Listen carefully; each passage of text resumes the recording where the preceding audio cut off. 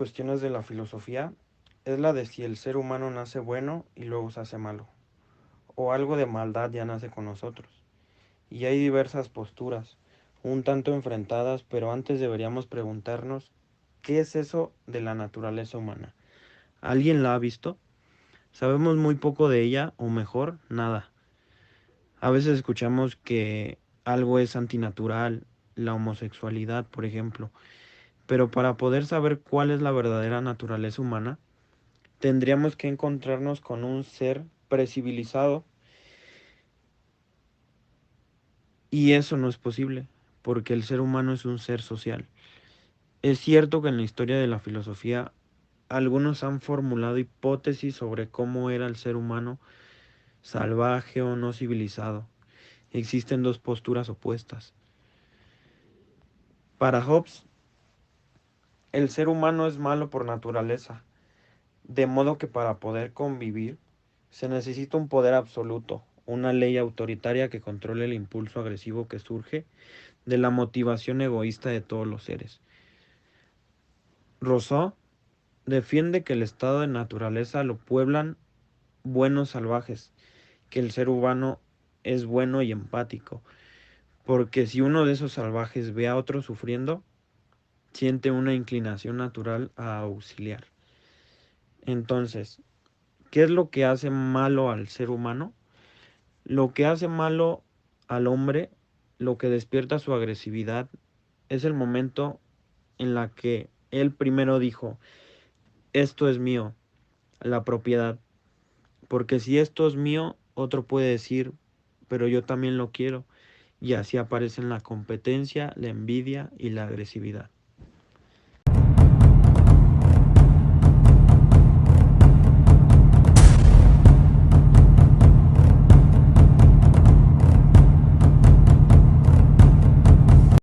La pregunta que tal vez todos hemos creído la más fácil a lo largo del tiempo pasa a ser la más complicada que haya existido. Al pasar de los años, ha habido psicólogos, filósofos, antropólogos, científicos y demás profesionales que han estudiado del tema, llegando a una conclusión, que el ser humano es un animal racional.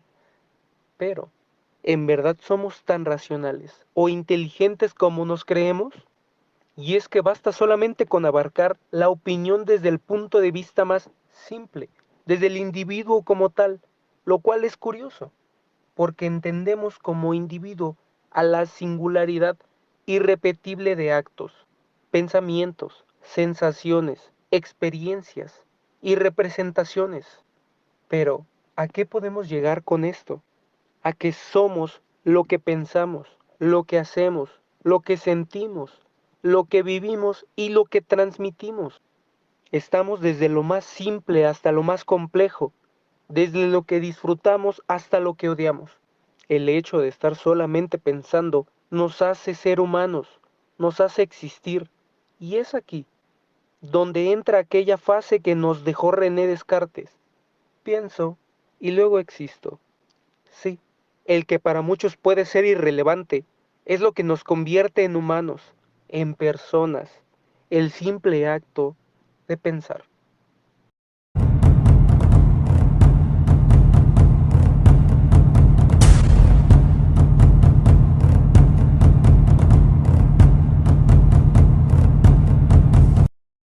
Aristóteles puede ser considerado uno de los primeros empiristas, pese a que siempre somete el conocimiento sensible a la razón. La base de su sistema era encontrar una explicación racional y cierta del mundo que nos rodea. Para Aristóteles, todo aquello que se mueve es movido a su vez por una causa, y así sucesivamente. Por ende, la existencia de algún tipo de motor en el inicio, algo que no sea movido por nadie y que sea lo que desencadene el proceso. Este motor inmóvil es lo que relaciona con algún tipo de ser divino, responsable, además de la unidad del mundo y del orden, reglas que lo rigen. Aristóteles identifica la felicidad con las virtudes y divide estas mismas en dos ramas, las éticas y las dianoéticas. Las éticas son aquellas que están destinadas a dominar la parte irracional de nuestra alma. Las dianoéticas, por otra parte, son las que corresponden con la naturaleza racional del ser humano.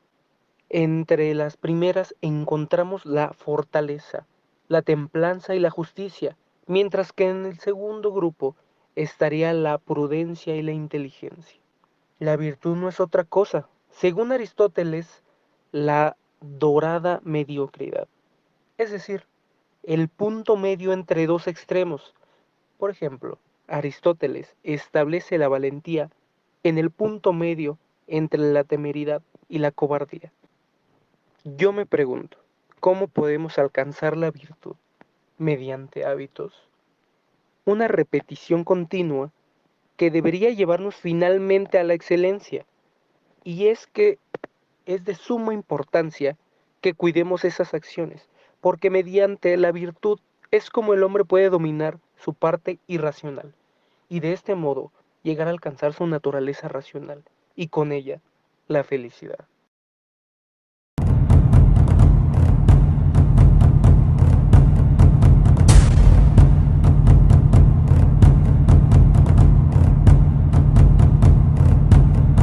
Ha sido clave en el desarrollo tecnológico y en la transformación del mundo en el que actualmente estamos viviendo.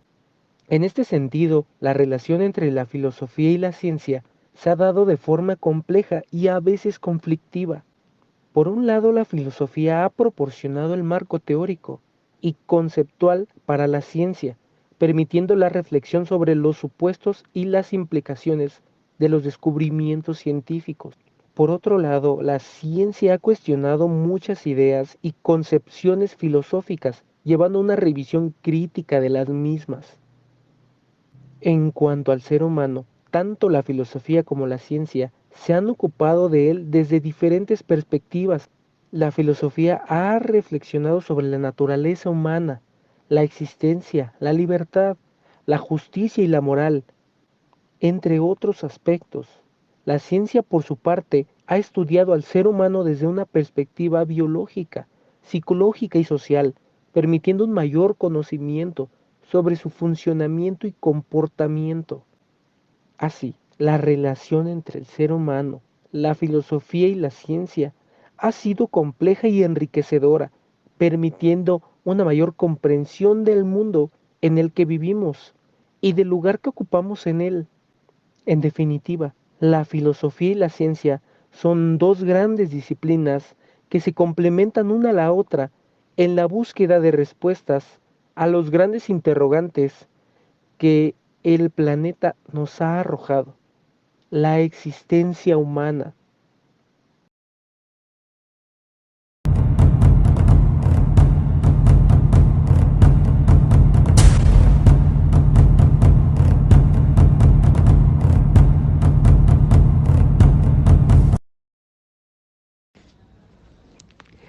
Limbo Círculo 1. Se encuentra en lo más alto del infierno. Está dispuesto para aquellos que vivieron como buenas personas, pero no recibieron el bautismo, y los paganos, por lo que no pueden entrar en el cielo. El castigo que se aplica en el primer círculo es el deseo insatisfecho de conocer a Dios.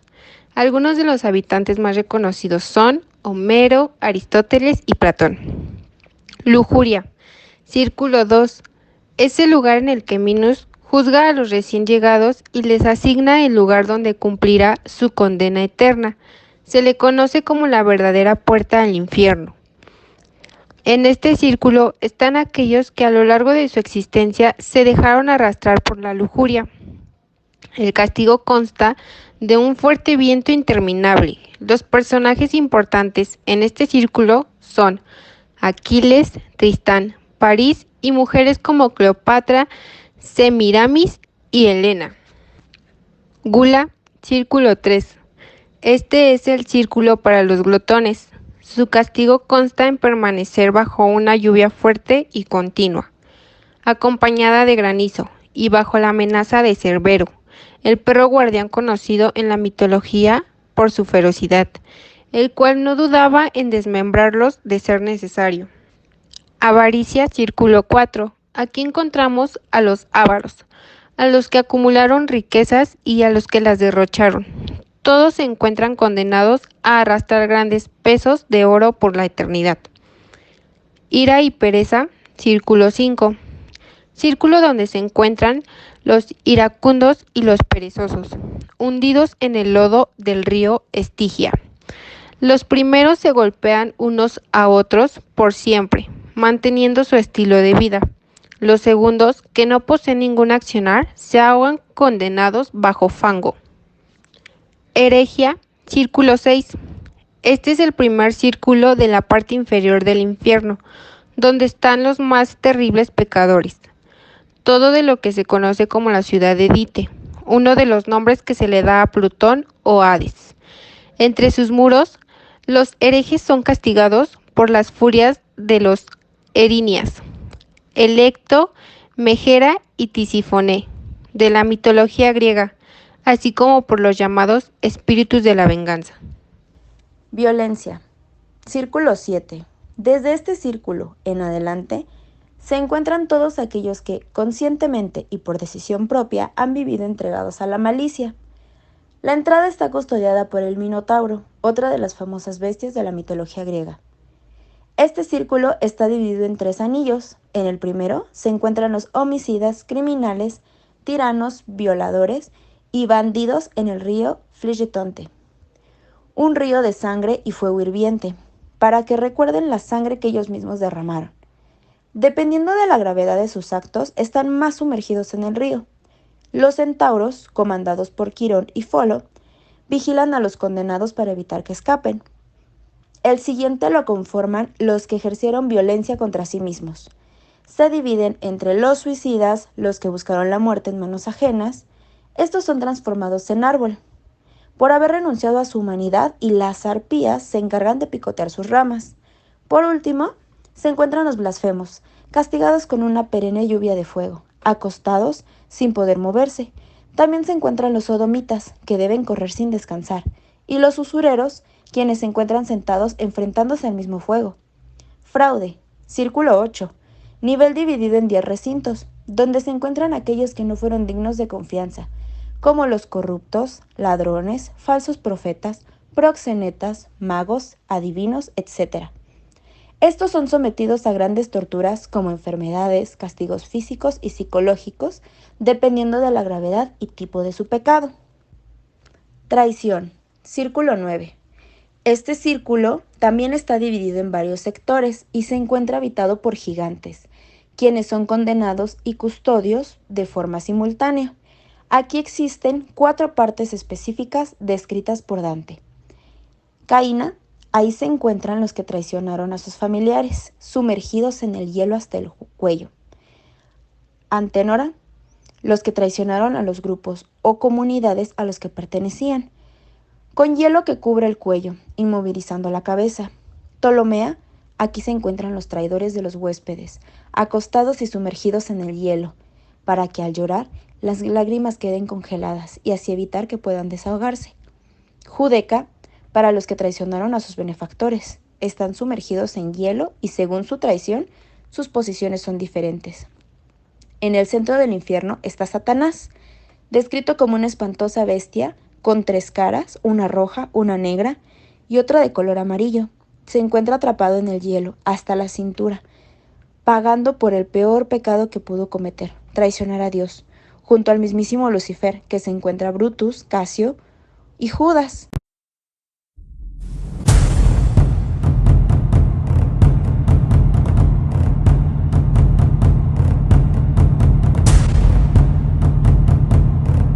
El ser humano es una especie muy compleja y diversa, capaz de grandes logros, pero también de cometer errores y actuar de manera destructiva.